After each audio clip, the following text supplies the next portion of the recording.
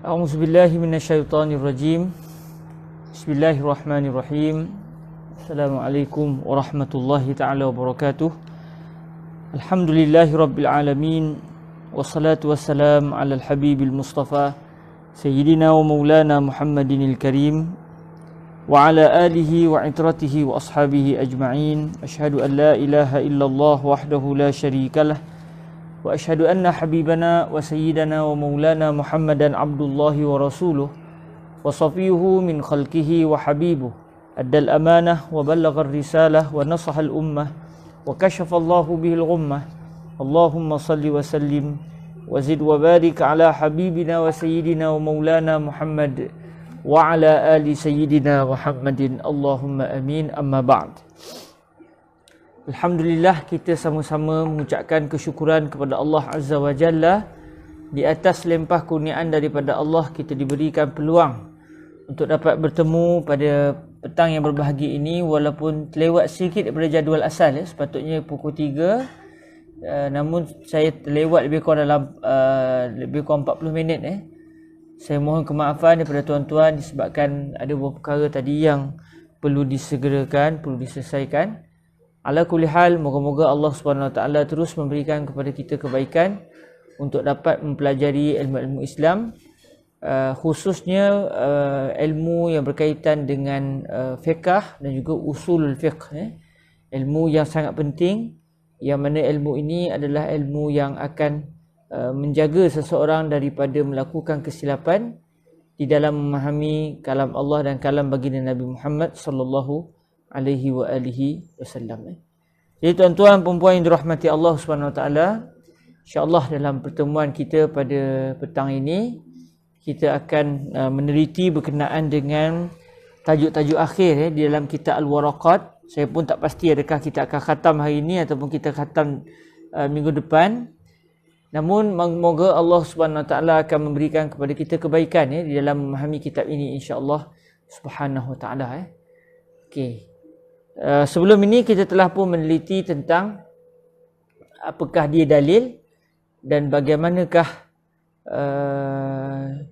cara untuk menggunakan dalil sekiranya seseorang itu yang sampai ke tahap ijtihad itu mendapati bahawa terdapat percanggahan di antara satu dalil dengan satu dalil, iaitu percanggahan yang ada dalam minda dia.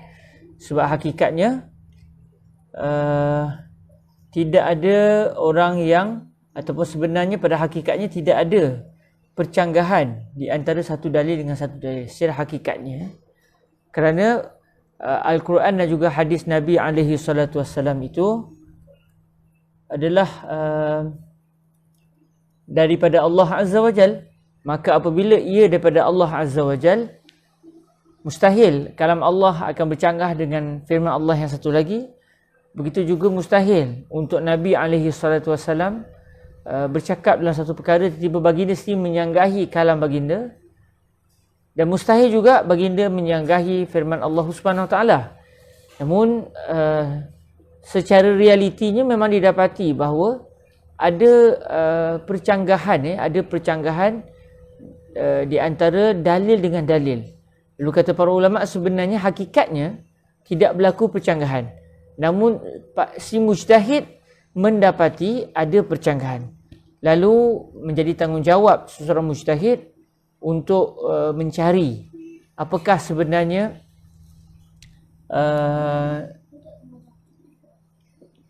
keadaan yang akan menyatakan bahawa sebenarnya tidak berlaku percanggahan di antara satu dalil dengan satu dalil yang lain.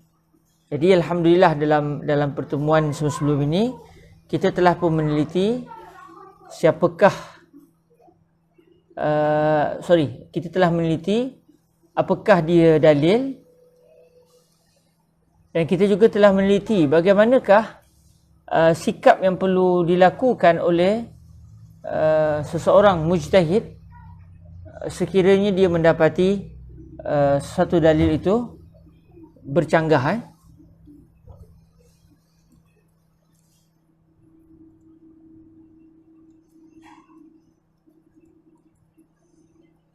Namun dalam masa yang sama, selain daripada usul fiqh membicarakan tentang apakah dia dalil dan siapakah ataupun apakah dia dalil dan bagaimanakah cara untuk seseorang itu menggunakan dalil, ilmu usul fiqh juga membicarakan tentang satu lagi perkara, iaitu siapakah orang yang berhak dan layak untuk memberikan fatwa, memberikan pandangan dalam masalah fiqh.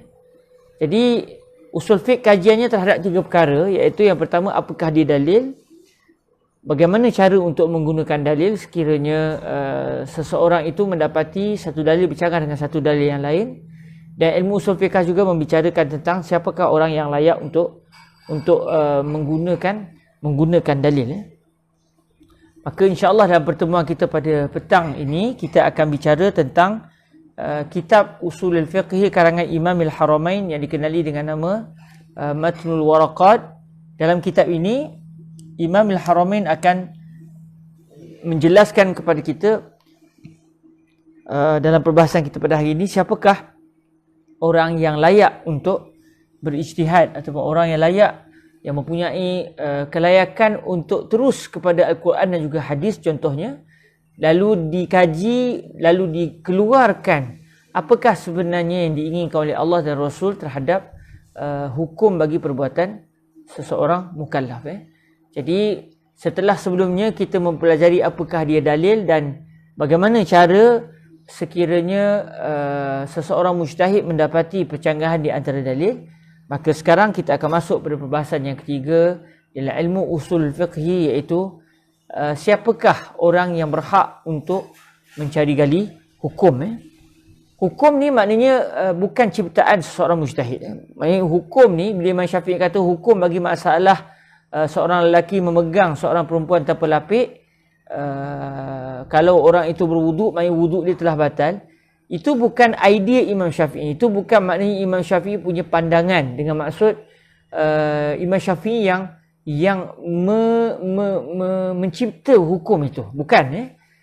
Bila sebut seorang mujtahid berpandangan bagian-bagian, maksudnya mujtahid ni tanggungjawab dia ataupun orang yang layak untuk memberikan fatwa ni adalah orang yang mereka ini mesti mencari apakah sebenarnya hukum yang Allah Ta'ala inginkan dan apakah sebenarnya hukum yang Nabi SAW inginkan.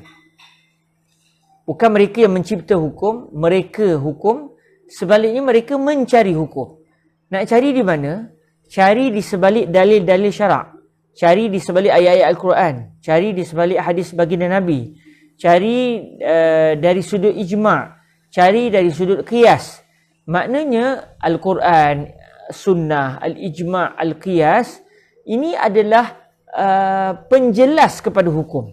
Dan hukum adalah kehendak Allah Azza wa Jalla terhadap perbuatan seorang. Tanggungjawab mujtahid ataupun orang yang pakar dalam fiqh ini, mereka mesti mencari, bukan mencipta. Jadi mereka ni bukan pencipta hukum. Bila Imam Syafi'i kata hukum adalah bagian-bagian, beliau memberitahu kepada kita apakah yang Allah Ta'ala dan juga Nabi SAW inginkan berdasarkan kefahaman beliau. Berdasarkan kefahaman Al-Imam Al-Syafi'i, bagi beliau Allah Ta'ala menginginkan bagian-bagian. Nabi SAW menginginkan perkara bagian-bagian. Maknanya mujtahid bukan dikata saya punya pandangan ataupun hukum yang telah saya cipta adalah begini-begini. Bukan. Maknanya dalil adalah ataupun hukum adalah apa yang diinginkan oleh Allah dan Nabi SAW dan dizahirkan, dicari dan disebarluaskan oleh seseorang mujtahid. Sebab kadang-kadang bila orang kata Imam Syafi'i kata begini, ini bercanggah dengan dalil. Maknanya kita dah belajar sebelum ni, seseorang mujtahid dia bertanggungjawab untuk mencari hukum. Cuma oleh kerana kebiasaannya dalil seperti bercanggah antara satu dengan lain, maka setiap mujtahid bertanggungjawab untuk mencari titik persamaan di antara dua dalil yang bercanggah. Maka kefahaman mereka itu yang biasanya berbeza. Dalil ni dengan dalil macam bercanggah. Okey, apa yang Allah Ta'ala inginkan? Bagi Imam Syafi'i kata beliau, setelah saya kaji, bagi saya, wallahu alam, Allah Ta'ala inginkan begini. Imam Malik pula mungkin akan kata, bagi saya, yang saya faham, wallahu alam, Allah inginkan begini, bukan macam kamu faham. Maknanya perbezaan di antara seorang mujtahid dengan mujtahid yang lain adalah perbezaan dari sudut kefahaman. Bukan dari sudut mereka tidak mempunyai dalil. Mereka ada dalil. Cuma cara kefahaman mereka terhadap satu dalil kadang-kadang berbeza di antara kefahaman seseorang dengan kefahaman yang lain. Pun begitu, masing-masing bertanggungjawab untuk mencari hukum. Mencari hukum terus daripada Al-Quran dan juga hadis. Bukannya mereka pula yang memandai-mandai mencipta hukum. Jadi mujtahid ni adalah orang yang bukan mencipta satu perkara baru, tetapi mencari apakah hukum yang Allah Ta'ala inginkan daripada sesuatu perbuatan. Jadi insyaAllah kita akan meneliti dalam hari ini, perbahasan ini dan juga mungkin minggu depan. Saya tak pasti secara peribadi kita boleh khatam atau tidak dalam masa hari ini, kemungkinan besar tidak, dan kemungkinan besar kita akan khatam dalam minggu depan insya-Allah. Dan alhamdulillah hampir setahun kita baca kitab ini, kitab matan waraqat, matan asas dan ilmu usul fiqh, dan baru ni pula timbul isu usul fiqh. Okey. Tak apalah, kawan-kawan kita semua dah menjelaskan perbahasan ini dengan baik. Mereka telah pun menjelaskan usul fiqh adalah jalan untuk memahami Al-Quran dan juga hadis, maka selesailah tu. Okey, kita lihat para hadirin yang dirahmati Allah, apakah yang ingin dinyatakan oleh Imam Al-Haramain Al-Juwayni daripada tajuk Al-Mujtahid. Bismillahirrahmanirrahim. Alhamdulillah wassalatu wassalam ala al-habibil mustafa sayyidina wa maulana Muhammadir Rasulillah wa ala alihi wa itratihi wa ashabihi wa man walah, amma ba'du. بإسنادنا المتصل إلى سيدنا الإمام إمام الحرمين الجويني أبي المعالي عبد الملك ابن أبي محمد عبد الله بن يوسف الجويني رحمه الله عز وجل ونفعنا الله بعلومه وعلوم مشايخه وتلامذته وقراء ورقاته وسائر مصنفاته وشراحها اللهم أمين. قال إمام الحرمين الجويني رحمه الله: ومن شرط المفتي أن يكون عالما بالفقه أصلا وفرعا خلافا ومذهبا، وأن يكون كامل الآلة في الاجتهاد عارفا بما يحتاج إليه في الأحكام من النحو واللغة ومعرفة الرجال وتفسير الآيات الواردة في الأحكام والأخبار الواردة فيها. Di antara syarat seorang mujtahid, maknanya ini hanyalah beberapa perkara yang disebutkan oleh beliau dan bukanlah segala syarat-syarat bagi seorang mujtahid. Maksudnya antara syarat-syarat utama bagi seorang mujtahid adalah apa disebut di antara syarat seorang mufti. Mufti ni siapa? Mufti ni maknanya orang yang ditanya tentang hukum lalu dia menjawab. Kita panggil mufti lah. Macam di Malaysia kita ada para mufti. Mufti ni maknanya orang yang berfatwa, orang yang ditanya tentang hukum lalu dia pun menyatakan kefahaman dia terhadap dalil-dalil syarak. Sebab saya dah sebut tadi, seseorang mufti atau mujtahid itu dia bukan seorang yang mencipta hukum. Dia hanya mencari apakah yang Allah Ta'ala inginkan, tetapi berdasarkan kefahaman ilmu dia. Jadi disebut di sini di antara syarat seorang mufti. Siapa dia mufti? Kata para ulama, mufti yang dimaksudkan di sini adalah orang yang sampai ke darjat seorang mujtahid. Maksudnya orang yang sampai ke tahap kepakaran di dalam hukum hakam. Maknanya tuan-tuan yang dirahmati Allah, orang yang seperti Al-Imam Asy-Syafi'i, orang yang seperti Al-Imam Ahmad, orang yang ilmunya seperti Al-Imam Malik, begitu juga seperti Al-Imam Abu Hanifah An-Nu'man. Dan kalau dah sampai tahap macam tu, barulah orang ini ada kelayakan untuk mencari gali hukum hakam daripada dalil-dalil syarak. Maknanya kalaulah orang itu walaupun dia ambil bidang usul fiqh macam saya sendiri pun dah buat master dah, alhamdulillah, tengah dalam usaha nak sambung PhD di bidang usul fiqh. Walaupun dia itu ada PhD ke, dia ni seorang mufti lantikan negara ke, kalau ilmu dia tidak sampai, lebih kurang kasar-kasarnya kita kata begitu, tidak sampai kepada tahap keilmuan seumpama Al-Imam Asy-Syafi'i, maka dia bukan seorang mufti. Walaupun dia dipanggil seorang mufti, walaupun dia dianggap sebagai seorang ilmuwan, Tetapi dari sudut kacamata fiqh, orang ini tidak dipanggil sebagai mufti. Dia bukan orang yang diberikan keizinan oleh Allah untuk memandang terus ayat Al-Quran dan juga hadis, lalu diambil kesimpulan berdasarkan ilmu dia. Orang ini tak layak. Orang yang ilmu ni walaupun dia ada master ke, dia ada PhD Al-Azhar ke, dia dah jadi seorang pensyarah ke dalam bidang agama, hatta kalau jadi mufti negeri sekalipun, tetapi kalau dia tidak sampai keilmuan dia seperti ilmunya Al-Imam Asy-Syafi'i, lebih kurang kasarnya kita kata begitu, maka dia bukan seorang mufti. Walaupun namanya mufti. Maka bila dia bukan seorang mufti, dia tidak boleh pergi terus kepada ayat Quran dan juga hadis. Bila dia bukan mufti, nama dia adalah mustafti. Mustafti ni siapa? Orang yang kena meminta fatwa, bukan orang yang dia pula memberikan fatwa. Maknanya tugas seorang yang bukan mufti, yang tidak sampai ke tahap ilmu seperti Al-Imam Asy-Syafi'i, Al-Imam Abu Hanifah, Imam Ahmad, Imam Malik, mereka ini perlu bertanya, bukan mereka pula yang terus kepada ayat Al-Quran dan juga hadis. Jadi di sini pun kita dah nampak kesilapan sebahagian sahabat-sahabat kita yang bila kita kata dalam mazhab Imam Syafi'i hukum adalah bagian-bagian. Lalu dia kata apa dalil Imam Syafi'i? Nampak tak? Maknanya dia nak teliti dulu. Kalau dia tanya apa dalil Imam Syafi'i dengan tujuan untuk dia mengetahui dalil Imam Syafi'i, walaupun dia tahu Imam Syafi'i takkan keluarkan pendapat, mesti ada dalilnya. Cuma dia nak tahu apa dalilnya, bukan dengan tujuan untuk dia meneliti, kuat ke tidak dalil. Contoh kalau begitu tak apa. Tapi kalau dia minta dalil, mana dalil? Apa bukti? Apa dalil Imam Syafi'i? Dengan maksud dia ingin melihat adakah dalil itu kuat atau tidak.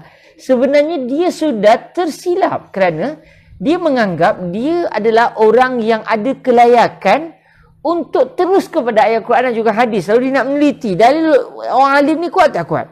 Kalau tak kuat, main dia akan cari sendiri. Sedangkan keadaan dia bukan seorang yang layak. Sebab itu ilmu usul fiqh adalah satu ilmu yang sangat penting, lalu dia akan menjadi penjaga syariat. Supaya mana-mana orang yang nak mandai-mandai, dia pula nak bila tanya hukum apa, dia kata hukum adalah bagian-bagian kerana Allah Ta'ala sebut atau kerana Nabi sebut. Dan keadaan dia tidak sampai tahap ilmu seperti Al-Imam Asy-Syafi'i, maka dia sebenarnya sudah tersilap. Kerana kalau dia mempelajari ilmu usul fiqh dengan betul, dia akan tahu bahawa di mana letak dia, di mana kedudukan dia. Adakah dia berada pada kedudukan seorang mufti atau dia berada pada kedudukan seorang mustafti. Betul, usul fiqh sangat penting sebab dia kaji tiga benda. Dia kaji apa dia dalil yang diiktibar. Yang kedua, macam mana cara nak guna dalil-dalil tersebut. Apa syarat-syarat setiap dalil.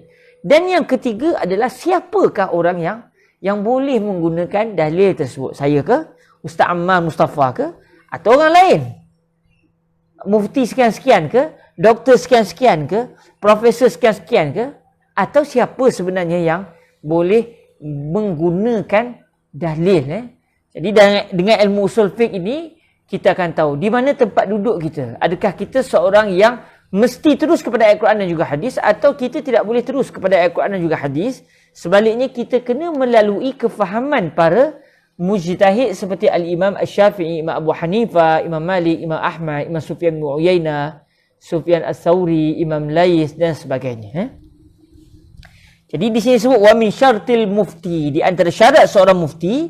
Lalu kata para ulama, maksud mufti di sini adalah al-mujtahid, al-mujtahid al-mutlaq, para mujtahid yang sudah sampai kepada tahap kepakaran yang sangat dalam ilmu usulul fiqhi. Di antara syarat seorang mufti, iaitu seorang mujtahid, ayyakuna aliman bil fiqhi aslan wa far'an khilafan wa mazhaba. Dia kena tahu, dia mestilah seorang yang alim, yang mendalami fiqh dari sudut asalnya, dari sudut perkara dasarnya atau perkara cabangnya, secara khilafnya atau secara mazhab. Apa maksud kenyataan ini? Okay, kita lihat salah satu tuan-tuan yang dirahmati Allah. Kata para ulama, maksud dia kena tahu fiqh secara asalnya, secara dasarnya, secara asasnya. Apa dia? Dia kena tahu ilmu usul fiqhi. Maknanya seorang mujtahid dia mesti ahli dalam bidang ilmu usul fiqh. Kalau dia tidak ahli dalam bidang usul fiqh, macam mana dia nak terus kepada ayat Quran juga hadis? Sebab syarat seorang mujtahid dia mesti memahami ilmu usulul fiqhi. Sebab tu kalau orang kata ilmu usul fiqh, bagaimana cara untuk kita faham sesuatu dalil? Adakah kita perlu faham hadis atau perlu faham usul fiqh? Dengan kita faham usul fiqh, baru kita faham macam mana para ulama sampai kepada dalil. Okey, maknanya syarat seorang mujtahid dia kena faham ilmu usul fiqhi. Ilmu usul fiqh ni bukan ciptaan Imam Syafi'i, dia bukan ciptaan Imam Syafi'i, ciptaan Imam Abu Hanifah, tetapi ilmu usul fiqh ini adalah apa yang telah diwariskan oleh Nabi alaihi salatu wasalam, turun kepada para sahabat, turun kepada tabi'in, turun kepada tabi'in. Akhirnya Al-Imam Asy-Syafi'i mengumpulkan perkara itu lalu ditulis dalam kitab beliau yang bernama Ar-Risalah. Jadi ilmu usul fiqh ini adalah ilmu warisan Nabi Muhammad sallallahu alaihi wasallam dan dia bukan ciptaan. Oleh kerana ilmu ini adalah satu ilmu yang sangat penting, dianggap sebagai undang-undang di dalam memahami Al-Quran dan juga hadis dari sudut hukum, maka dengan sebab itulah kata Fadilatul Syekh Ali bin Jum'ah, orang yang mahu terus kepada Al-Quran dan juga hadis ikut akalnya, bukan ikut kaedah, mereka akan berusaha untuk menafikan ilmu usul fiqh. Cuma kata Syekh Ali Jum'ah, mereka peringkat awal akan pergi kepada Al-Imam Asy-Syafi'i dan mereka akan memburukkan Al-Imam Asy-Syafi'i pada pandangan mata kita. Kerana Al-Imam Asy-Syafi'i adalah pelopor kepada ilmu usul fiqh. Orang yang telah menulis ilmu usul fiqh dengan maksud mencatat kembali kefahaman Nabi, para sahabat, tabi'in, dikumpulkan dalam satu buku yang namanya Ar-Risalah. Lalu kitab ini berkembang kepada kitab-kitab usul fiqh yang lain selepas itu. Jadi dengan memburukkan Imam Asy-Syafi'i, dengan mengatakan Imam Syafi'i ini bukan seorang yang alim sebagai contoh, akhirnya orang akan sampai ke satu tahap mereka ingin pergi kepada membawa masyarakat menolak Al-Imam Asy-Syafi'i. Bila Imam Syafi'i sudah ditolak, akan tertolak sekali ilmu usul fiqhi. Bila ilmu usul fiqh sudah tertolak, orang sudah mengatakan ilmu usul fiqh bukan satu ilmu yang diperlukan dalam memahami Al-Quran dan juga hadis, maka ketika itu setiap orang boleh mendakwa apa yang dia ingin dakwa. Dia baca Al-Quran, dia kata ini menunjukkan bagian-bagian. Dia baca satu hadis, dia kata ini menunjukkan bagian-bagian. Sebab dia sudah tidak lagi diikat dengan sebarang kaedah, tetapi dia terus menjadikan otak dia sebagai cara untuk memahami dalil. Maka dengan sebab itulah ilmu usul fiqh ni ilmu yang merupakan benteng kepada keabsahan syariat, kerana orang yang tidak menguasai usul fiqh, mereka tidak akan dapat memahami dalil-dalil syarak. Maka cara untuk seseorang itu berusaha supaya dia sendiri boleh memandai-mandai memahami Al-Quran dan juga hadis, dia mesti menafikan ilmu usul fiqh. Kalau dia belajar usul fiqh, dia akan tahu, selain daripada tahu apa itu dalil, cara guna dalil, dia akan tahu dia di mana. Adakah dia seorang mufti, maksud dia mujtahid, atau dia bukan seorang mujtahid. Kalau dia bukan seorang mujtahid, maka dia tidak boleh untuk terus kepada ayat Al-Quran dan juga hadis. Jadi syarat pertama seorang mufti, dia kena tahu ilmu usul fiqhi. Ini dimasukkan dengan aslan. Ayyakuna aliman bil fiqhi, dia naklah tahu tentang selok-belok fiqh dari sudut asalnya, iaitu dari sudut ilmu usul fiqhnya. Kerana dengan ilmu usul fiqh lah akhirnya terbit kefahaman seorang mujtahid terhadap dalil. Lalu akhirnya timbullah fiqh. Dengan usul fiqh lahirlah fiqh. Usul fiqh kaedah yang memandu seorang mujtahid supaya mempunyai pendirian yang benar dalam memahami dalil. Maka setelah dia mempunyai jalan atau mempunyai undang-undang yang memandu dia, akhirnya dia pun mula menyatakan kepada manusia perbuatan ini hukumnya apa, dengan suluhan ilmu usulul fiqhi. Lalu dengan usul fiqh lahirlah ilmu fiqh selepas itu. Dia juga kena tahu cabang-cabang dalam ilmu fiqh, iaitu dia kena tahu masalah-masalah fiqh yang sudah ditulis di dalam kitab. Jadi seorang mujtahid dia kena tahu dari dalil ni, dia kena tahu ilmu usul fiqh, dan dia juga kena tahu hukum hakam yang disebut di dalam kitab-kitab fiqh. Khilafan, dia juga kena tahu percanggahan pandangan para ulama. Maknanya kalau dia nak jadi mujtahid, nak jadi orang yang boleh kata Allah Ta'ala berfirman dan ini menunjukkan bagian-bagian, dia kena tahu fiqh sebab dia kena tahu bukan sekadar dalam satu mazhab, dia kena tahu pelbagai mazhab. Khilafan wa mazhaba, dia kena tahu apakah pendirian ataupun percanggahan pandangan para ulama dan apakah pula pandangan yang telah dipegang dalam satu mazhab tertentu. Supaya dia sebagai seorang mujtahid, dia tidak mengeluarkan satu pandangan yang bercanggah dengan ijma' para ulama sebelumnya. Sebab mujtahid ni dia akan terus lahir, insya-Allah. Moga-moga Allah Taala juga merezekikan kita mujtahid bersama hari ini. Seperti orang alim macam Imam Syafi'i, walaupun susah, secara adatnya susah, namun moga-moga Allah Taala akan terus menjaga syariat ini biiznillah azza wa jal. Jadi apabila lahir seorang mujtahid, biasanya sebelumnya sudah ada mujtahid yang lain. Bila ada mujtahid yang lain, maknanya sudah ada pandangan-pandangan yang disebutkan oleh para mujtahid yang terdahulu.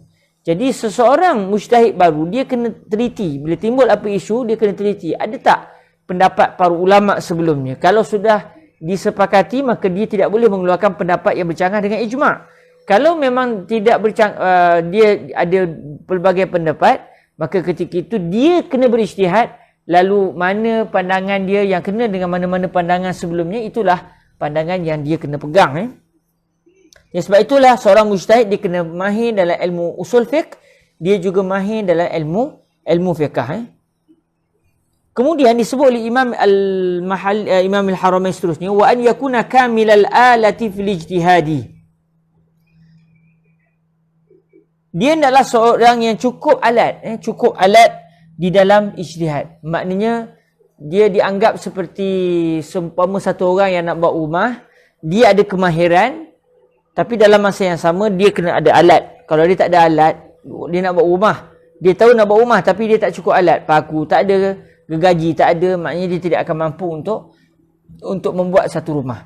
Jadi Imam Al-Haramain menyatakan seseorang mujtahid itu, seorang mufti itu, dia hendaklah dia mempunyai alat yang cukup di dalam ijtihad. Lalu para ulama sewaktu menghuraikan matanya mempunyai pelbagai pandangan dalam memahami kalam Imam Al-Haramain. Ada di kalangan ulama menyatakan maksud cukup alat tu maknanya ni, otak. Maksudnya dia mempunyai alat yang cukup di dalam memahami dalil, iaitu dia mempunyai akal yang cerdik. Kalau dia tahu hukum hakam sekalipun, dia tahu ilmu usul fiqh sekalipun, tapi dia tak cerdik, dia ini tidak mampu berfikir dengan baik, dia tidak boleh menjadi seorang mujtahid. Sebab mujtahid ini mestilah orang yang kecerdikan dia itu sangat tinggi, seperti Al-Imam Asy-Syafi'i, Imam Abu Hanifah dan sebagainya.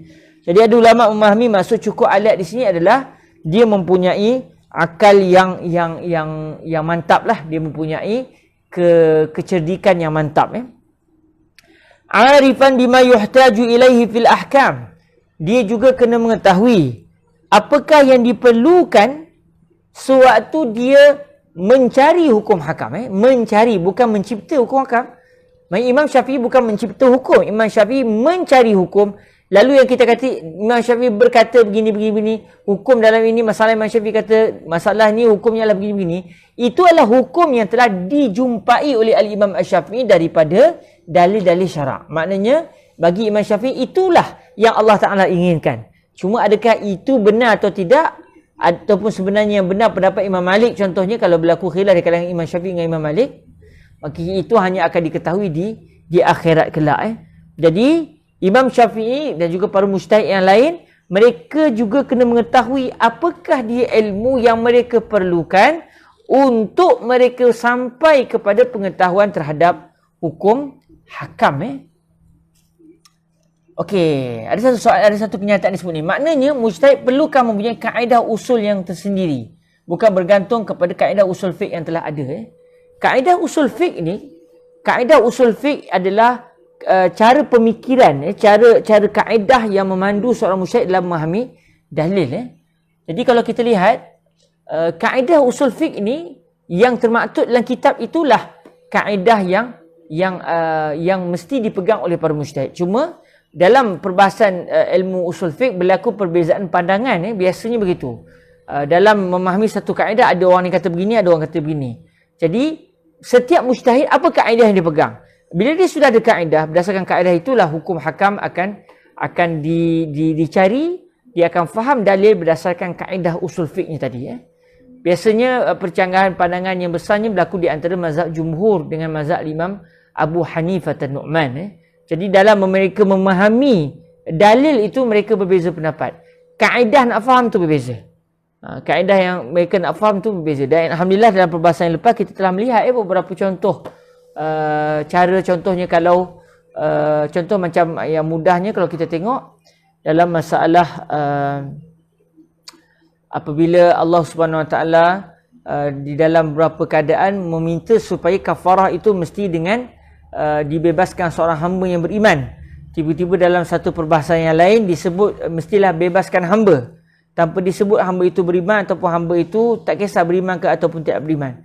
Jadi dalam ketika ini dalil yang mengatakan kita mesti, contohnya macam kalau kafarah sumpah, kafarah sumpah. Orang yang bersumpah tiba-tiba dia tak mampu nak menempati sumpah dia, maka dia diberikan 3 pilihan. Fa kafaratuhu it'amu 'asharati masakin min awsati ma tut'imuna ahlikum aw kiswatuhum aw tahriru raqabah. Allah Taala sebut orang yang dia ingin menebus sumpah dia, dia mesti melakukan salah satu di antara 3 perkara. Bagi makan kepada 10 orang miskin, atau memberi pakaian kepada 10 orang miskin tersebut, atau dia membebaskan seorang hamba. Jadi bila sebut membebaskan hamba, Allah Ta'ala tak sebut hamba ni hamba yang beriman ataupun tidak. Tapi dalam masa yang sama, dalam isu sebagai contoh isu pembunuhan, kafarah bagi pembunuhan, orang itu mesti membebaskan hamba yang beriman. Jadi dalam isu pembunuhan tak apalah hamba yang beriman. Dalam isu sumpah, dia nak bebaskan hamba yang beriman ke atau tak kisah? Beriman pun tak apa, tak beriman pun tak apa. Okey, tengok. Macam mana nak buat? Imam Syafi'i faham, hamba yang dimaksudkan dalam ayat bebaskan hamba dalam isu kafarah sumpah tadi, itu mesti dipadankan dengan satu masalah lain yang telah diikat dengan hamba itu mesti seorang yang beragama Islam atas dasar berhati-hati. Jadi berdasarkan konsep ihtiyat, Imam Syafi'i berpegang hamba itu mesti seorang yang beriman dalam isu pembebasan, dalam isu kafarah sumpah. Tapi dalam pandangan Imam Abu Hanifah pula, bagi beliau, oleh kerana Allah tak sebut hamba ni disifatkan dengan sebarang sifat, maka apa saja hamba, tak kira lah hamba yang beriman ataupun tidak. Akhirnya cara kefahaman mereka yang berbeza, usul fiqh mereka yang berbeza, menyebabkan dalil yang ada difahami dengan 2 kefahaman.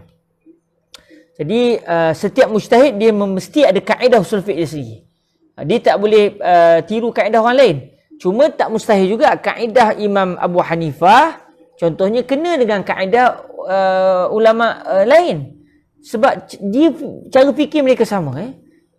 Contoh, kebanyakannya jumhur biasanya pemikiran sama. Cuma ada sikit beza-beza lah. Ada beberapa perbezaan yang tak ketara. Tapi cara fikir Imam Abu Hanifah dengan cara fikir Imam Syafi'i berbeza sungguh. Jadi dengan sebab itulah timbullah perbahasan fiqh yang pelbagai dan berlaku khilaf yang pelbagai atas dasar ini. Okey. Seorang mujtahid disebut sini, dia kena tahu apa yang diperlukan olehnya sewaktu dia mencari hukum daripada dalil. Apa dia? Minan nahwi wal lughati wa ma'rifati rijal wa tafsiril ayatil waridati fil ahkam wal akhbari al waridati fiha. Dia kena tahu nahwu. Maksudnya seorang mujtahid dia kena mahir dalam ilmu nahwu. Sebab dengan nahwu kadang-kadang boleh menyebabkan berlaku perbezaan hukum dengan sebab nahwu. Nahwu dalam bahasa Arab adalah grammar lah, grammar. Grammar dalam bahasa Arab ini membantu orang yang dalam bahasa Arab memahami kehendak orang yang bercakap. Maka apabila Allah Ta'ala menurunkan Al-Quran, Nabi SAW bersabda dalam bahasa Arab, maka perlu difahami ilmu nahwu. Kerana ilmu nahwu akan membantu orang yang membaca Al-Quran juga hadis untuk memahami kehendak Allah Azza wa Jalla. Dan dia juga kena tahu al-lughah, dia mesti faham bahasa Arab. Orang yang tak kuasai bahasa Arab, kuasai bahasa Arab ni bukan maksud dia boleh bercakap Arab. Orang yang boleh bercakap Arab tak semestinya dia kuasai bahasa Arab. Kuasai bahasa Arab bukan maksud dia tahu kalimah ni maknanya apa, bukan. Memahami bahasa Arab maksud dia kena tahu kalimah ini, apa makna yang dalam-dalam bagi kalimah ini. Ada tak berlaku perbezaan di antara kalimah ni dengan satu kalimah yang lain. Okey, kalimah ni pula dia ada beberapa makna. Okey, katakan dia ada 3 makna. Dalam 3 makna ni manakah makna yang paling utama? Ke semua sama? Kalau semua sama dia ada kaedah ijmal. Kalau satu paling utama maka berlakulah istilahnya zahir dan juga muawwal ataupun hakikah dan juga majaz. Kalau dia hanya ada satu makna saja, tak ada makna yang lain, maka ketika itu berlakulah an-nas. Jadi ini semua perlu dipahami oleh seorang mujtahid kerana ia berkait dengan untuk dia faham kehendak Allah dan kehendak baginda Nabi SAW. Ambil contoh. Kalimah al-qur' dalam bahasa Arab. Al-qur'u dalam bahasa Arab ada dua makna. Dan dua makna yang bercanggah. Satu makna bermaksud haid, satu makna bermaksud suci daripada haid. Mereka kadang-kadang orang Arab menggunakan kalimah al-qur' dengan maksud haid. Kadang-kadang disebut al-qur' dengan maksud suci daripada haid. Orang Arab sini memang menggunakan kalimah itu untuk dua makna yang berbeza. Jadi bila Allah Ta'ala sebut wal mutallaqatu yatarabbasna bi anfusihinna thalathata quru', orang yang wanita-wanita yang telah dijatuhkan talak, mereka hendaklah beriddah dalam tempoh 3 kali quru'. Okey, quru' yang Allah Ta'ala inginkan apa dia? Adakah quru' dengan maksud 3 kali haid atau quru' yang Allah Ta'ala masukkan 3 kali suci? Maknanya ini pun dah menyebabkan seorang mujtahid akan berbeza pendapat dengan seorang mujtahid yang lain. Kerana kalimah al-qur' memang digunakan untuk kedua-dua maknanya. Dan mustahil maksud dia 3 kali suci dan juga 3 kali haid. Mesti salah satu. Okey, mana satu? Di sini kepentingan ilmu bahasa Arab. Kemudian sebagai contoh, disebut juga di sini dia kena tahu ma'rifatul rijal. Dia kena tahu tentang ar-rijal. Ar-rijal kalau ikut bahasa Arab, terjemah dia para lelaki lah, golongan lelaki. Tapi yang dimaksudkan dengan ar-rijal di sini adalah para ulama hadis. Mereka kena tahu tentang para ulama hadis yang meriwayatkan hadis. Sebab mereka perlu melihat hadis Nabi. Bila perlu melihat hadis Nabi, mereka kena pastikan hadis itu sahih ataupun hasan ataupun dhaif.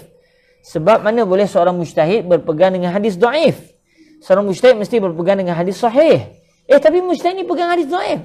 Maknanya sebenarnya dia tidak berpegang dengan hadis dhaif, tapi dia sudah berpegang dengan hadis yang mungkin pada asalnya dhaif tetapi sudah naik darjat menjadi hasan li ghairihi. Lalu hasan li ghairihi boleh menjadi dalil. Jadi maknanya seorang mujtahid dia kena mahir ilmu rijal. Orang ni perawi ni siapa? Adakah dia orang yang siqah atau tidak siqah? Orang yang kuat kefahaman dia ataupun kuat hafalan dia ataupun tidak?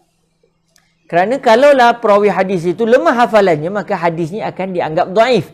Bila hadis dhaif, seorang mujtahid tidak boleh berpegang dengan hadis dhaif pada dasarnya. Jadi dengan sebab itulah ini adalah contoh ilmu-ilmu yang diperlukan oleh seorang mujtahid. Maknanya bukan senang nak jadi seorang mujtahid. Mudah ceritanya kalau ilmu kita sudah sampai macam ilmu Al-Imam Asy-Syafi'i, ya silakan berijtihad. Tapi kalau belum sampai, maka kita kena tahu bahawa kita sebenarnya berada di dalam kelompok al-mustafti, iaitu orang yang kena minta fatwa daripada para mujtahid. Bukan orang yang menolak para mujtahid dan terus pergi kepada ayat Al-Quran dan juga hadis Nabi SAW. Saya pernah ditanya soalan. Kita nak ikut siapa? Nak ikut Rasulullah ke nak ikut Imam Syafi'i? Tengok soalan tu nampak macam betul, hakikatnya salah. Kita nak ikut Rasulullah ke kita nak ikut Imam Syafi'i? Jawapan dia, kalau kamu terus pergi pada hadis, kamu tidak ikut Nabi. Habis macam mana cara nak ikut Nabi? Kena ikut Imam Syafi'i. Kerana dengan ikut Imam Syafi'i, kamu akan sampai pada Nabi. Imam Syafi'i ni sebagai simbol kepada mujtahid. Bukan beliau mesti beliau. Tidak. Maksudnya asal orang tu sampai kepada tahap mujtahid, seperti Imam Syafi'i ke, Imam Abu Hanifah ke, Imam Ahmad ke, Imam Malik ke. Kalau sampai kepada tahap ini, mereka lah yang akan menjadi penghubung orang yang tidak sampai ke tahap itu kepada Nabi SAW. Jadi nak ikut Nabi ke nak ikut Imam Syafi'i? Ikut Imam Syafi'i. Kenapa? Kerana dengan ikut Imam Syafi'i kita akan sampai kepada Nabi. Tapi kalau kita kononnya tak nak ikut Imam Syafi'i, nak ikut Nabi dengan cara otak kita faham. Otak kita bukan otak seorang pakar. Akhirnya kita baca satu ayat Quran, baca satu hadis, kita akan salah faham. Ini yang kita lihat pada hari ini sebagai contoh. Bila ditanya apa hukum kita buat majlis tahlil, kita sebut la ilaha illallah 100 kali bagi hadiah kepada si mati. Dia kata haram. Sebab apa? Sebab Nabi tak buat. Nampak tak? Dia faham Nabi tak buat itu maksudnya itu maksud dia haram. Maksudnya dia telah kononnya tak nak ikut para mujtahid, dia nak terus kepada Nabi. Akhirnya dia baca kisah hidup Nabi, dia tak pernah jumpa Nabi sebut la ilaha illallah selepas orang meninggal. dengan niat dihadiahkan kepada si mati, lalu dia kononnya ikut Nabi, tapi dia telah gunakan otak dia, pemikiran dia mengatakan kalau Nabi tak buat, maka perbuatan itu diharamkan oleh syariat. Akhirnya dia lari terus dengan apa yang diinginkan oleh Nabi. Dia ingat dia dapat ikut Nabi, tetapi dengan menolak para mujtahid, dia sebenarnya menolak apa yang diinginkan oleh Nabi Muhammad sallallahu alaihi wasallam. Sebab tu kata guru saya Fadilatul Syekh Said bin Shaltul Asy-Syafi'i, ucapan seorang mujtahid bagi kita adalah seperti Al-Quran dan juga hadis. Maknanya Quran hadis kita siapa? Mai dalil kita apa? Dalil kita adalah kalam Imam Syafi'i, kalam Imam Abu Hanifah, kalam Imam Ahmad, kalam Imam Malik. Dalil kita bukan Al-Quran juga hadis. Habis Al-Quran dan juga hadis ni dalil siapa? Dalil Imam Syafi'i. Maksudnya Al-Quran dan juga hadis itu dalil bagi Imam Syafi'i, dalil bagi Imam Abu Hanifah, dalil bagi Imam Ahmad. Habis dalil saya pula yang tak sampai tahap macam Imam Syafi'i, apa dalil saya? Dalil saya, pautan saya adalah kalam Imam Syafi'i. Maka dengan berpegang kepada kalam Imam Syafi'i, saya juga sebenarnya telah berdalilkan Al-Quran, tetapi secara tidak langsung. Lepas tu kata guru saya Fadilatul Syekh Said bin Shaltul Asy-Syafi'i, kalamul mujtahid bin nisbah lil muqallid ka kalamillah wa kalamir rasul bin nisbati ilal mujtahid. Kalam seorang mujtahid bagi kita yang tak sampai tahap ijtihad ni, bagi seorang muqallid, bagi kita adalah sepertinya kalam Allah dan kalam Nabi bagi seorang mujtahid. Maknanya Al-Quran dan juga hadis itu dalil para mujtahid. Adapun ucapan mujtahid itu dalil pula bagi kita yang tak sampai ke tahap mujtahid. Sebab tu ilmu usul fiqh ni satu ilmu yang sangat penting dan tak mustahil orang yang dia tidak mahu terikat dengan mazhab, dia akan berusaha untuk menafikan ilmu ini. Kerana apabila orang sudah mengatakan ilmu usul fiqh tidak penting, orang akan terus kepada Al-Quran dan juga hadis. Mereka akan seperti seorang mujtahid. Jadi tanpa ilmu usul fiqh, maknanya mereka tidak dipandu dengan kaedah, mereka dipandu oleh hawa nafsu mereka. Dipandu dengan akal mereka semata-mata. Mereka baca Al-Quran, ini menunjukkan begini-begini. Tak ada kaedah, tak ada dalil. Mereka menjadikan ayat Al-Quran hanya sebagai tempelan mereka, tetapi mereka sudah ada keinginan mereka sendiri. Mereka gunakan otak mereka, hawa nafsu mereka untuk faham ayat Al-Quran dan juga hadis. Sebab tu, kita tengok para ulama' seorang pun tak khilaf dalam masalah zina adalah haram. Sebab apa? Sebab apa ulama' semua tidak ada khilaf zina adalah haram? Kerana mereka dipandu dengan kaedah usul fiqh. Cuba kalau usul fiqh tidak penting, nescaya akan ada orang kata zina ni haram kalau maknanya boleh bawa kepada lahir anak-anak yang yalah tak sah status. Tapi kalau kita boleh jaga dengan elok supaya tak berlaku kehamilan, maka kita yang penting hubungan yang selamat. Akan ada orang fikir begitu sebab mereka faham wala taqrabu zina, maksud dia kerana ini boleh menyebabkan nanti anak-anak terbiar. Jadi kalau tak ada anak-anak, maknanya buat secara tanpa ada kehamilan, maka tak ada masalah. Akan ada orang fikir begitu sebab mereka memahami ayat Quran dengan otak mereka, bukan lagi dengan kaedah. Okay, selain daripada para mujtahid kena tahu apakah dia, siapakah ar-rijal, siapakah para ulama hadis untuk diketahui status hadis yang mereka riwayatkan. Para ulama yang sampai ke tahap ijtihad juga, mereka perlu memahami pengertian tafsir kepada ayat-ayat hukum. Ayat-ayat Al-Quran yang berkaitan dengan hukum, begitu juga dengan hadis-hadis yang berkaitan dengan hukum. Ini perlu difahami oleh para mujtahid sebab mujtahid bila nak mencari hukum, dia kena cari pada dalil Al-Quran dan juga hadis. Di mana? Iaitu dalil hadis ada juga dalil Al-Quran yang menyatakan tentang hukum secara terus. Jadi mau tidak mahu mereka kena faham, okey, ayat hukum ni apa yang Allah Taala inginkan. Hadis ni apa yang Nabi SAW inginkan. Maka dengan sebab itu seorang mujtahid dia kena tahu ilmu tafsir, Dia juga kena tahu huraian para ulama terhadap hadis baginda Nabi SAW. Kemudian seterusnya, setelah kita tahu secara kasar tentang siapakah dia mujtahid. Secara mudah mujtahid ni dia kena seorang yang bijak, dia kena kuasai ilmu usul fiqh, dia kena kuasai juga segala ilmu yang diperlukan untuk dia faham ayat Quran juga hadis. Apa dia? Dia kena faham bahasa Arab, dia kena faham ilmu nahwu, dia kena faham balaghah, dia kena faham apa lagi disebut sini, ilmu hadis.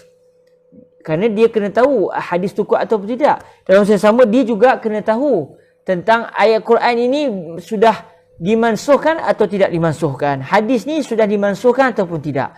Dia juga kena tahu tentang penafsiran ayat-ayat hukum dan juga hadis-hadis hukum. Dan kalau dia sudah mengetahui dengan begitu dalam tentang perkara-perkara ini dan dia memiliki kepakaran dalam semua perkara yang telah disebutkan ini, maka dia telah sampai ke tahap seorang mujtahid. Tapi kalau dia sendiri pun cakap Arab pun tak mahir, contoh, walaupun mungkin boleh berbahasa Arab, tetapi dia tidaklah maknanya menguasai ilmu bahasa Arab sepertinya Imam Syafi'i memahami bahasa Arab. Bahasa Arab ni bukan bercakap saja. Kalau buktinya Imam Syafi'i sampai bertahun-tahun duduk di kampung orang Arab untuk memahami bahasa Arab. Sedangkan beliau sedah pun berbahasa Arab. Dan ilmu bahasa Arab ni dia adalah satu ilmu yang lain. Dia bukan semata-mata boleh bercakap Arab. Tetapi dia memahami kalimah ini apa maksudnya. Selain itu kalimah itu ada tak digunakan dengan makna yang lain. Kefahaman yang begitu teliti terhadap bahasa Arab. Sebab Al-Quran turun dalam bahasa Arab. Hadis Nabi turun dalam bahasa Arab. Hatta kalau kita tengok Nabi sewaktu berbicara, ada sahabat Nabi biasa tanya, apakah kalimah ni ya Rasulullah? Mereka pun, walaupun mereka orang Arab yang memang begitu halus bahasa Arab mereka, tapi ada kalimah bila Nabi sebut orang Arab pun tak tahu. Bahasa yang terlalu halus yang mereka pun tak biasa dengar, melainkan pertama kali daripada mulut baginda Nabi Muhammad sallallahu alaihi wasallam. Setelah kita tahu siapakah dia mufti. Apa dia mufti? Mujtahid. Maknanya kalaulah seseorang itu dapat jawatan mufti, tetapi dia tidak cukup syarat-syarat ini, walaupun dinamakan mufti, hakikatnya dia bukanlah seorang mufti dalam kacamata ilmu usulul fiqhi. Walaupun dia dipanggil seorang mufti, itu hanyalah semata-mata jawatan. Maknanya dia bertanggungjawab untuk menjawab soalan, tetapi tidak boleh dengan tanggungjawab mufti pada peringkat awal. Sebab mufti pada peringkat awal dia kena terus direct kepada Al-Quran dan juga hadis. Mufti hari ini disebabkan tak sampai ke tahap seorang mujtahid, dia bila tanya soalan dia akan jawab, tetapi dengan berpandukan apa yang telah disebutkan oleh Al-Imam Asy-Syafi'i, Imam Abu Hanifah. Sebab dalil bagi mereka yang tidak sampai ke tahap seperti Al-Imam Syafi'i, dalil mereka adalah kalam seumpama Al-Imam Asy-Syafi'i. Bukan lagi dalil mereka Al-Quran dan juga hadis. Adapun Al-Quran dan juga hadis tu dalil kepada siapa? Itu dalil kepada para mujtahid. Okey. Kata Imam Al-Haramain Al-Juwayni seterusnya, wa min syartil mustafti, di antara syarat seorang mustafti iaitu orang yang meminta fatwa. Siapa orang yang minta fatwa? Iaitu orang yang tidak sampai ke tahap seorang mujtahid. Maksudnya siapa? Saya. Siapa lagi? Tuan-tuan. Siapa lagi? Para mufti kita di Malaysia. Siapa lagi? Para doktor-doktor kita dalam bidang syariah. Para doktor kita dalam bidang tafsir. Para doktor kita, para profesor kita dalam bidang Al-Quran, dalam bidang hadis. Mereka ini secara adatnya tidak sampai ke tahap mujtahid, walaupun mereka alim dalam bidang mereka, tetapi tetap tidak sampai ke tahap seorang mujtahid. Bila mereka tidak sampai ke tahap seorang mujtahid, maknanya mereka adalah seorang mustafti, orang yang kena minta fatwa. Mereka kena merujuk apakah pandangan Imam Syafi'i dalam masalah begini-begini. Apakah pandangan mazhab Imam Malik dalam masalah begini-begini. Sebab tu kalau ada orang kata, saya tak nak pegang kalam Imam Syafi'i, saya nak terus kepada Rasulullah, dia tersilap faham kerana dia rasa dia seperti Imam Asy-Syafi'i. Yang dalil Imam Syafi'i adalah Al-Quran juga hadis. Dia rasa macam dia adalah Imam Asy-Syafi'i, sedangkan sebenarnya dia belum lagi sampai ke tahap kepakaran. Mudah cerita beginilah sebenarnya. Macam seorang doktor dan juga seorang yang bukan seorang doktor. Saya bukan seorang doktor perubatan. Bila saya bukan seorang doktor perubatan, kalau saya sakit, saya nak buka buku perubatan atau saya nak rujuk doktor? Atau saya nak tanya Google? Saya kena tanya kepada doktor, walaupun saya boleh baca buku-buku perubatan. Sebut kalau sakit ni, cara perubatan ni begini. Perubatan tradisional lah, alternatif lah, apa benda lah semua. Saya boleh rujuk, tetapi masalahnya saya bukan seorang yang pakar. Biasanya orang tak berani sebab dia tahu, jadi apa-apa kan nanya dia. Dia bukan doktor, dia akan rujuk pada doktor. Bila doktor dah sebut, dia tak akan tanya, apa bukti doktor? Ubat saya sakit ni, ini ubat dia. Apa bukti doktor? Dia tak akan tanya sebab doktor akan pandang dia, awak ni nak orang sakit ke ataupun nak tanya tentang ilmu saya? Maknanya kalau kita jumpa doktor, serah diri betul. Sebab kita tahu doktor itu pakar, dia sudah pemahalusi dengan penuh amanah terhadap sakit kita. Lalu dia akan menyatakan, okey, sakit ni ubat ni begini. Kita tak akan tanya, apa dalilnya doktor? Tak akan tanya. Sebab kita tahu kita bukan ahli dalam bidang perubatan. Tapi subhanallah, dalam bidang agama, atas dasar kononnya kita nak pastikan pandangan kita ni bertepatan dengan kehendak Allah dan Nabi, atas dasar itu kononnya, bila kita kata Imam Syafi'i kata begini, kata apa dari Imam Syafi'i? Sedangkan yang bertanya itu bukan seperti Imam Syafi'i. Kalau yang tanya tu seperti Imam Syafi'i, macam Imam Malik ke, Imam Abu Hanifah ke, bolehlah untuk beliau bertanya. Tetapi orang yang tidak sampai ke tahap ini, dengan tujuan bertanya pula nak meneliti kuat atau tidak dalil itu, umpama kita jumpa doktor, doktor kata kamu sakit ni, ini ubat dia, kena makan 3 kali sehari. Kenapa 3 kali sekali doktor? Kenapa tak 4 kali? Begitulah lebih kurangnya. Maksudnya tak tanya kepada ahlinya. Bak kata saudara Ibrahim Ja'far kita, tanyalah kepada ahlinya. Fas'alu ahla zikri in kuntum la ta'lamun. Tanyalah kepada ahlinya kalau kamu tidak mengetahui. Jadi apabila seseorang itu dia tidak sampai kepada tahap seorang mujtahid, maka dia bukan seorang mufti. Mufti dengan maksud dia bukan orang yang boleh memberikan pandangan terus dengan dia merujuk kepada Al-Quran dan juga hadis serta dalil-dalil yang lain. Tapi dia kena rujuk kalam mujtahid. Jadi siapakah dia? Dia adalah mustafti, iaitu orang yang kena bertanya fatwa. Qala rahimahullah, wa min syartil mustafti an yakuna min ahli taqlidi fayuqallidul muftiya fil futya. Di antara syarat seorang mustafti, syarat seorang yang kena minta fatwa adalah dia termasuk di kalangan orang yang ahli taklid. Dia termasuk di kalangan muqallid. Nanti kita akan tengok apa dia muqallid. Dia termasuk dalam kategori muqallid. Dia dalam kategori orang yang mesti mengikut. Lalu dia hendaklah mengikut mufti terhadap fatwa yang disebut oleh si mufti tersebut. Maknanya wa min syartil mustafti ayakuna min ahli taqlid fayuqallidul muftiya fil futya. Imam Al-Haramain nak bagi tahu, kalau kamu dia tengok tadi syarat seorang mujtahid gini kata, "Hai, saya nampaknya bukan seorang mufti." Bila kamu bukan seorang mufti, kamu adalah seorang mustafti. Bila kamu seorang mustafti, apa yang kamu kena buat? Kata Imam Al-Haramain, fayuqallidul muftiya fil futya. Kamu hendaklah mengikut. Kamu hendaklah mengikut apa sahaja yang disebut oleh seorang mufti dalam isu fatwa. Kamu hendaklah mengikut apa sahaja yang disebut oleh mufti dari sudut fatwa. Okay, saudara kita, saudara Ahmad Idris Naimullah tanya soalan. Adakah kemungkinan ijtihad bercanggah sunnah? Ijtihad bercanggah sunnah, kita memang hanya akan betul-betul pasti ijtihad seseorang itu betul-betul telah bercanggah dengan sunnah kalau si mujtahid itu sendiri yang menyatakan perkara tersebut. Maksudnya Imam Syafi'i contohnya telah mengeluarkan satu pendapat, tiba Imam Syafi'i kata, saya mohon maaf, pendapat lama tu saya tak perasan, rupanya ada hadis yang Nabi sebut begini. Lalu akhirnya saya mendapati saya sudah bercanggah dengan hadis, jadi saya tarik balik. Kalau sampai ke tahap itu, kita tahu sampai tahap tu, baru kita boleh kata ijtihad ini sudah bercanggah dengan sunnah Nabi SAW. Tapi kalau yang kita jumpa adalah apa yang disebut oleh seorang mujtahid, tanpa dia sebut dalil dia apa, maka kemungkinan besar dia tidak bercanggah dengan hadis, tetapi dia meneliti satu hadis yang pada sejarah mata kasar kita macam pendapatnya bercanggah dengan hadis baginda Nabi. Saya ambil satu contoh paling jelas dalam mazhab Syafi'i kita. Kalau kita baca Sahih Bukhari, insya-Allah tuan-tuan sambil besok kita akan mula start baca Sahih Bukhari baca Sahih Bukhari, kita akan baca setiap hari, lebih kuranglah sejam setengah setiap hari, setiap pukul 6 petang pukul 6 petang, melainkan pada hari Sabtu dan Ahad kita mula awal sikit, pukul 5.30 petang kita start Tapi selain pada hari Sabtu dengan hari Ahad, kita akan mula pukul 6 sampai pukul 7, kita ambil sejam Hari Sabtu dengan Ahad kita ambil sejam setengah. Kita akan baca Sahih Bukhari dengan niat moga-moga Allah Azza wa Jalla mengangkat COVID daripada Malaysia. Jadi saya harap tuan-tuan boleh sebarkan dan harap kita pun dapat bersama-sama dalam majlis, walaupun mendengar hadis, tetapi berkat sebab bila mendengar hadis kita akan berselawat. Bila berselawat Allah Ta'ala akan menyebut kita dengan kebaikan.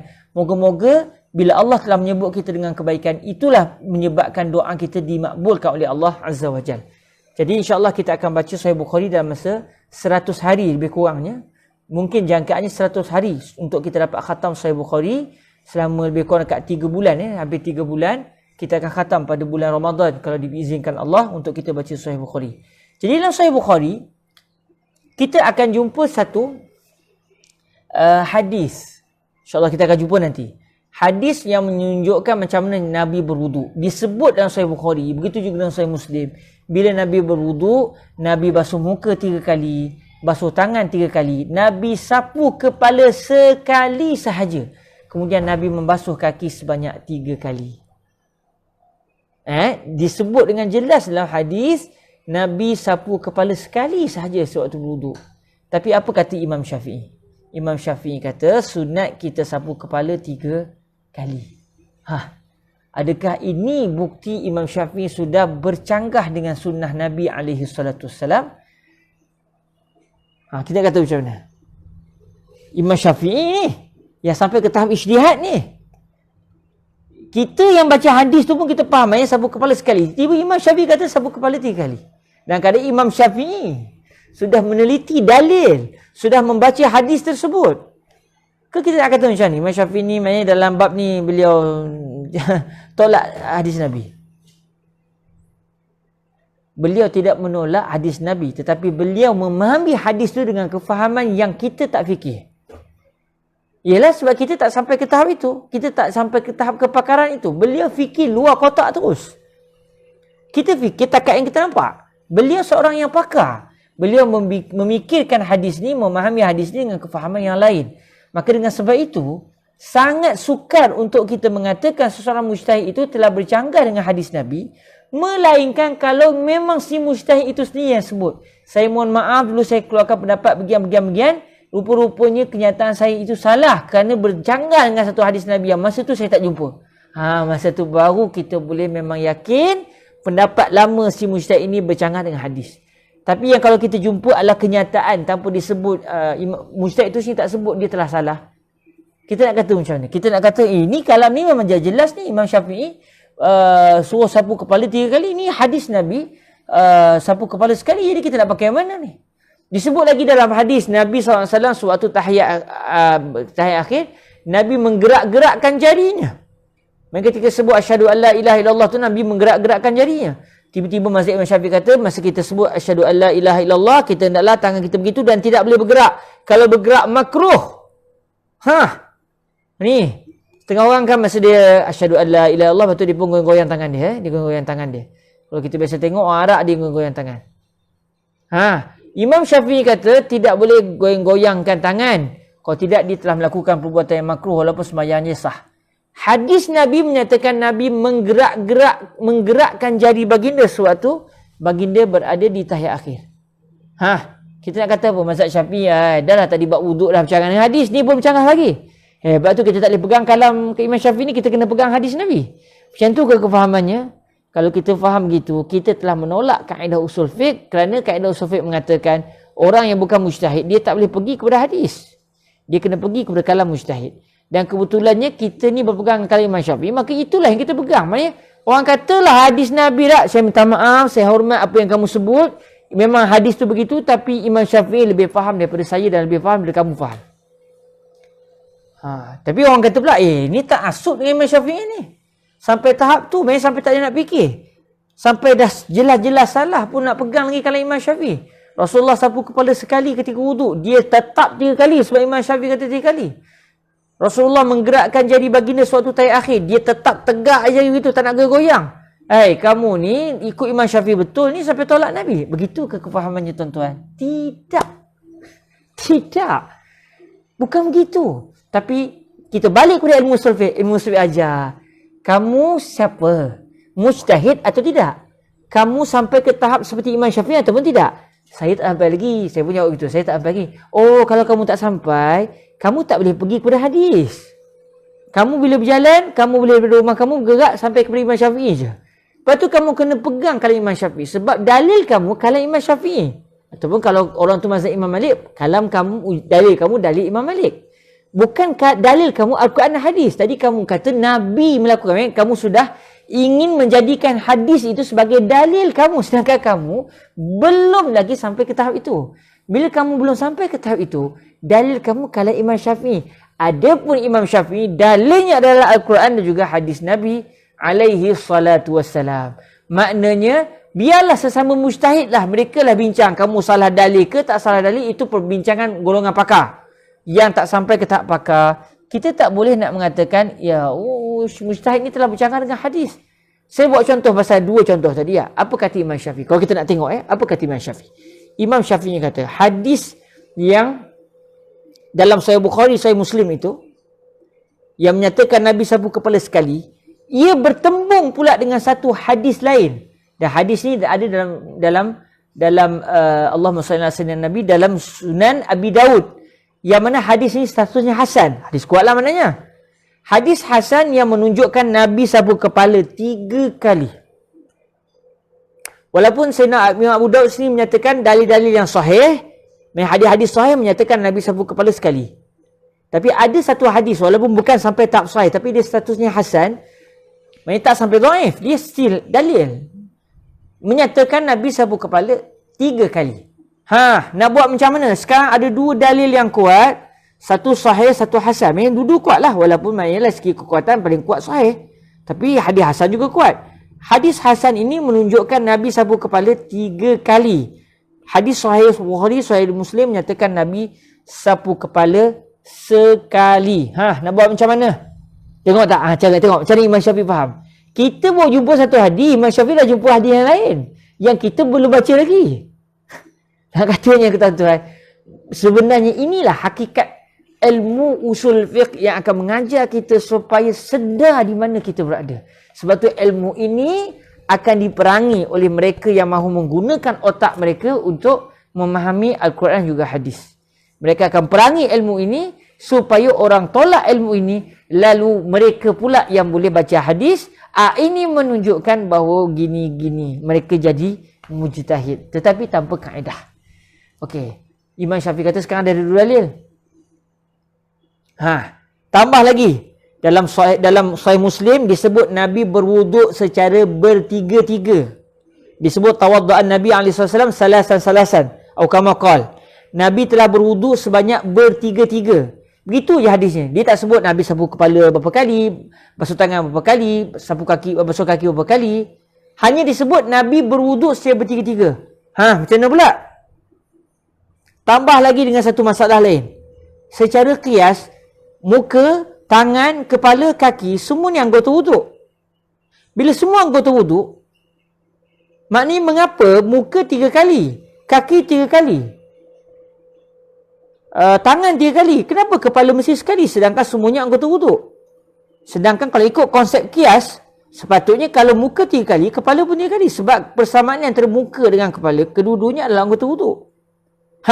Tengok tak tuan-tuan, macam mana Imam Syafi'i baca hadis kita tapi dia faham dalil-dalil yang lain. Sebab tu syarat seorang mujtahid, dia kena meneliti dalil yang pelbagai. Akhirnya Imam Syafi'i membuat satu kenyataan dengan mengatakan dalil yang Nabi sapu kepala sekali, Nabi nak menyatakan bahawa yang wajib sekali. Dalil yang Nabi basuh kepala, sapu kepala 3 kali, Nabi nak bagi tahu yang afdal, yang paling bagus sapu kepala 3 kali. Akhirnya 2 hadis yang macam bercanggah sudah tidak lagi bercanggah. Jadi kita peringkat awal kita kata Imam Syafi'i telah bercanggah dengan hadis. Rupanya Imam Syafi'i kata, siapa kata saya lawan hadis? Saya ingin memesrakan di antara hadis yang kamu nampak saya lawan dia dengan satu hadis. Saya tak lawan hadis yang Nabi sapu kepala sekali. Sebab Nabi sapu sekali dengan maksud Nabi nak menyatakan wajib sekali. Memang Imam Syafi'i kata wajib sapu kepala sekali. Tetapi kita sapu kepala 3 kali atas asas sunat. Ini berdalilkan dalil dalam Sahih Muslim yang menyatakan Nabi berwuduk secara bertiga-tiga.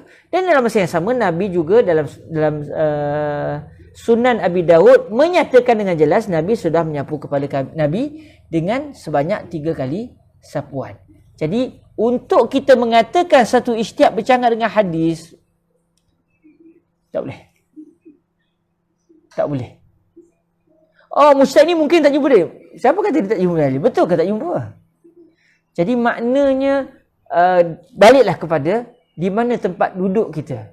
Adakah kamu berada pada kedudukan seorang mujtahid atau berada pada kedudukan seorang muqallid? Kalau sudah berada pada kedudukan seorang muqallid, maka dalil seorang muqallid adalah berpegang dengan kalam mujtahid sebab dalil kita adalah ucapan mereka.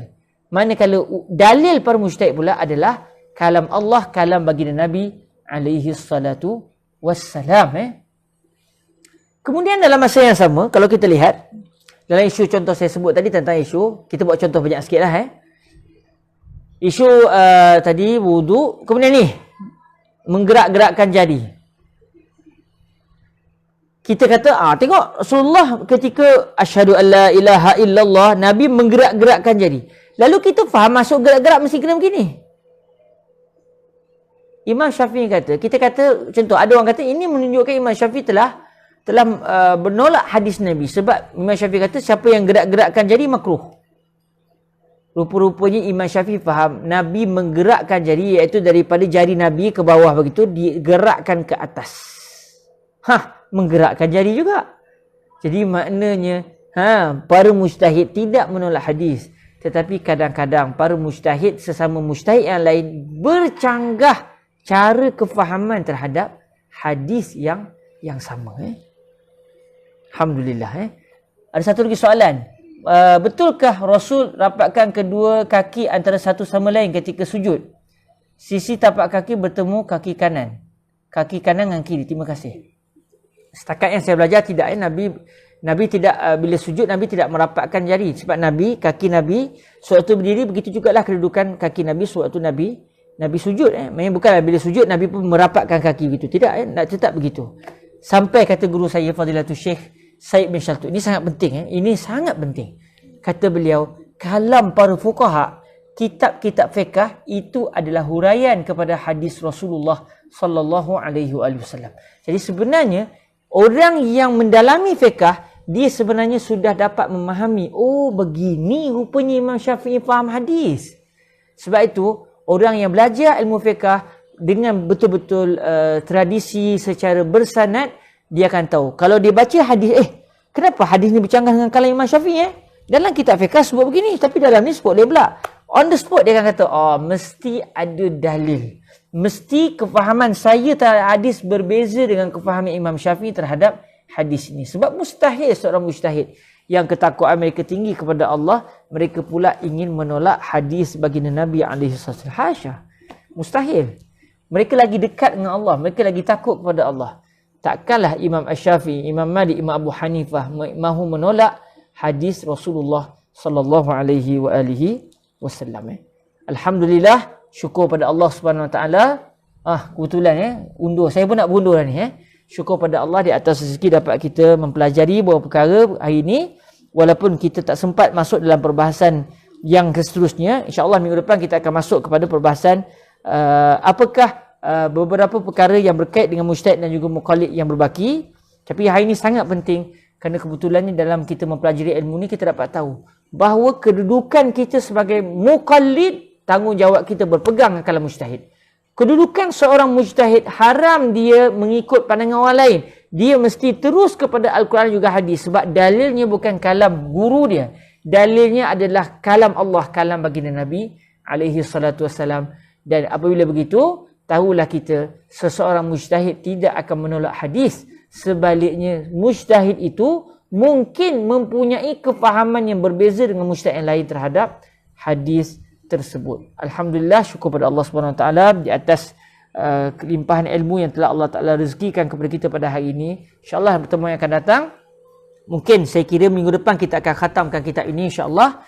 Dan kalau minggu depan rezekikan Allah kita dapatkan khatam kitab ini, minggu yang seterusnya kita akan baca syarah Al-Imam Al-Mahalli ala Waraqat, kitab yang menghuraikan kitab ini. Maksudnya kitab ini, kitab karangan Imam Al-Mahalli menghuraikan kitab ini, dan kitab ini akan menjelaskan lagi kenyataan Imam Al-Mahalli, tapi kali ini lebih lebar. Kali ini macam tadi tu kita baca secara matan saja, tapi kita baca kitab ni akan lebih dalam lagi. Dan juga kitab syarah Al-Imam Al-Mahalli di antara syarah yang terbaik di dalam menghuraikan matan Al-Waraqat, dan ini antara kitab yang sangat-sangat perlu dikuasai oleh mereka yang ingin mendalami ilmu usulul fiqhi. InsyaAllah moga-moga dengan apa yang berlaku akan menarik minat masyarakat untuk mendalami ilmu usulul fiqhi, dan dengan ini Allah Ta'ala akan menjadikan manhaj para ulama maruah para ulama, Imam Asy-Syafi'i, Imam Abu Hanifah akan dipertahankan kembali. Jangan ada lepas ni orang kata, saya ikut kalam Rasulullah, saya tak ikut kalam Imam Syafi'i. Bahkan kita akan kata, dengan mengikut kalam Imam Asy-Syafi'i, dengan mengikut kalam Imam Abu Hanifah, dengan mengikut kalam Imam Ahmad, kalam Imam Malik, dengan mengikut kalam mereka sahajalah saya akan dapat mengikut kalamnya Nabi alaihi salatu wassalam. Terima kasih semua. Oh, Ustaz Juzaili juga ada bersama kita pada hari ini. Salah seorang yang begitu disayangi oleh guru kami, Fadilatul Syekh Yusri bin Rushdi. Orang yang sangat disayangi oleh guru kami dan orang yang menguasai ilmu mustalah hadis. Saya ajak tuan-tuan, jangan lepaskan peluang untuk mendalami ilmu mustalah hadis, ilmu hadis melalui kelas yang diadakan oleh Al-Fadhil Ustaz Juzaili seminggu sekali. Allah yubarik fikum. Moga-moga diberkati Allah. Kita tangguhkan majlis kita dengan kita berselawat ke hadrat baginda Nabi alaihi salatu wassalam. Allahumma salli afdala salatin ala as'adi makhluqatika sayyidina Muhammadin wa ala alihi wa sahbihi wa sallim adada ma'lumatika wa midada kalimatika kullama ذكرك الذاكرون وغفل عن ذكره الغافلون اللهم صل أفضل صلاة على أسعد مخلوقاتك سيدنا محمد وعلى آله وصحبه وسلم عدد معلوماتك ومداد كلماتك كلما ذكرك الذاكرون وغفل عن ذكره الغافلون اللهم صل أفضل صلاة على أسعد مخلوقاتك سيدنا محمد وعلى آله وصحبه وسلم عدد معلوماتك ومداد كلماتك كلما ذكرك الذاكرون وغفل عن ذكره الغافلون سبحانك اللهم وبحمدك أشهد أن لا إله إلا أنت أستغفرك وأتوب إليك بسم الله الرحمن الرحيم والعصر إن الإنسان لفي خسر إلا الذين آمنوا وعملوا الصالحات وتواصوا بالحق وتواصوا بالصبر. Terima kasih semua. InsyaAllah minggu depan kalau ada rezeki kita khatamkan kitab insyaAllah. Dan selepas tu kita akan membaca kitab yang baru, lebih dalam, lebih teliti terhadap matan Imam Al-Haramain Al-Juwaini rahimahullahu azza wa jal.